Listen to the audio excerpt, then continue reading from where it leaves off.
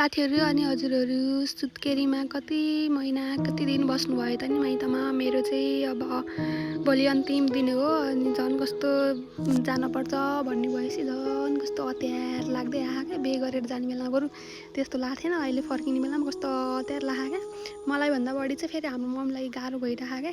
त्यस्तो हुँदो रहेछ नाति नातिनाको माया भन्ने कुरो क्या। मलाई 20-25 वर्षसम्म राखेर बिहे गरेर पठाउने बेला त्यति गाह्रो भएको थिएन र अहिले नातिनी पठाउने भनेपछि रोएर बसिन्छन्। हुन त सबैको त्यस्तै हुने हो होइन, सबैको त्यस्तै त हुने हो नि। त्यही पनि मन बुझ्दैन क्या।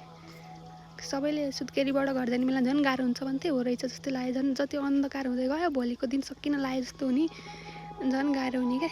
मामुहरूलाई यस्तो कतिको भयो, कतिको गाह्रो भयो होइन। मलाई नि कस्तो कस्तो लागिरहेको क्या, नरमाइलो फिल लागिरहेको। के गर्ने, जानु त परिगयो, तै पनि मनै मान्दैन, गाह्रो भइरहेको। के गर्ने।